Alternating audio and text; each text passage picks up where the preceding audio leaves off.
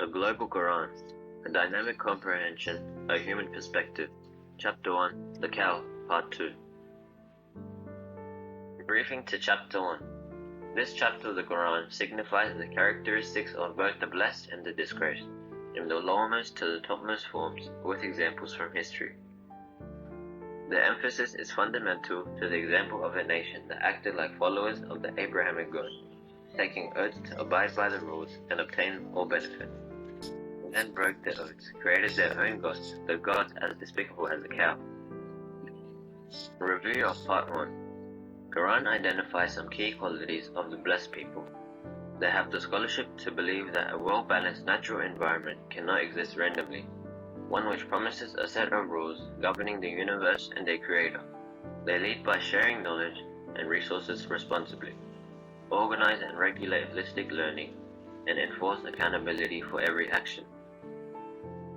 Contrary to the blessed are the disgraced, who are either negators, rejecting everything that they cannot understand, no matter if it appears to be factual, or hypocrites, the negators in disguise, the most treacherous. Introduction to Part 2. The uniqueness of God, natural creations and divine codes. Human control over social laws. How the blessed think and use the codes of nature to create a better life for all mankind. How the negators deny it, while the hypocrites create distorted theories to facilitate personal interests. Section 2.1, verses 21 to 27. The uniqueness of God and natural systems in the Quran. God's creations implicate an insight into the ideology and philosophy of God. The laws of nature were uniquely created for the survival of mankind before they were brought into existence. The Quran acts as a user manual to utilize these unique living conditions in the best way for those who have evolving perseverance to follow the path of the blessed. These living conditions have been formed gradually with the expansion of the universes in appropriate proportions that eventually form the right balance to allow life to begin and evolve. Much of this has been discovered by modern science, and there is more in the pipeline. The natural systems created by God cannot be recreated. Although many systems can be engineered with the help of technology, they cannot be created without the support of a naturally existing system. For example, solar panels are engineered to generate electricity from the sunlight that exists naturally. Scientifically and philosophically, a sustaining universe must be following unique mathematical equations for every natural context, including social science environments. The Quran's focus. The Quran has a greater focus on the laws of social behaviors that naturally contribute to sustained peaceful living. The balance in naturally evolving systems solely relies on abiding by a balanced system of social laws for everyone, without discrimination. Social abnormality gives rise to chaos in society, which itself turns the living into a hell for the disadvantaged. When the powerful establish disbalanced systems to stay in power, then the powerless either struggle all their life to get out of the system or keep trying to be a part of it for a comfortable living. This competition damages a natural coexistence for everyone to survive peacefully. The Quran calls this way of survival as path of the disgraced. Those who believe a balanced system of life for everyone and took pains to play their role to obtain and sustain it are the blessed. The Quran guarantees that they shall have the fruit they made the effort for, and sooner or later they shall enjoy the real pleasures of life that they wish for and earned. For those who deny, the Quran invites them to try creating a parallel or more fundamental code of naturally evolving systems. If they fail to do so, then they should honestly accept that these codes/rules are unique. Otherwise, they are either negators or hypocrites. This way, they will mislead themselves and others, and shall be facing the consequences either in this life or the eternal life after resurrection. Section 2.2, verses 28 to 29.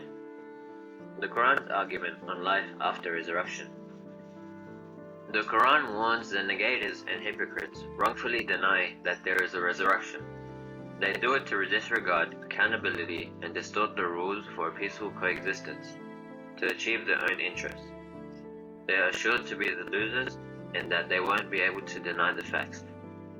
This has been argued by asserting that, first, they cannot deny their creation in their mother's womb, where a non-living organism is brought to life via a natural process, with no human control over the development process. Then they are returned in a similar way, switching from a living being to a non-living entity, with no control over the process. It is guaranteed that, in a similar way, everybody shall be brought to life for the accountability, again in a way that they can have no control over. It is as easy for God as it had been in the first place, by first creating the environment for you to survive, then creating you, and then removing you from that environment. The Quran promises that, in the same way, there is a world of accountability and justice for those who have been disadvantaged in this world, as well as to reward the unrewarded. God is the control behind every creation and recreation. The world we live in is imperfect, with many open unsolved cases that never see justice because of misunderstanding the Quran. The impact of many unresolved acts, whether good or bad, continues even after the person responsible is gone from this world. God keeps a record of these impacts to classify the blessed and the disgraced on the day of the resurrection. The Quran claims that the divine codes created by God governing natural and social systems are unique and cannot be replicated. New systems can be created based on these codes. The blessed acknowledge the system and hence create a better life for all mankind. The disgraced deny the facts and form unbalanced systems to serve their own interests. The Quran guarantees that each shall be compensated rightly for what they have earned. The major references for this video have been Quran translation by Ali Quli Qurai, Quran translation by Niyaz Muhammad Hamdani, Balaghul Quran by Mohsin Najafi, The Road to Reality by Roger Penrose, Cycles of Time by Roger Penrose, Tawheed Monotheism by Murtaza Mutahari, and Najul Balagha Sermon 1 by Ali ibn Abi Talib.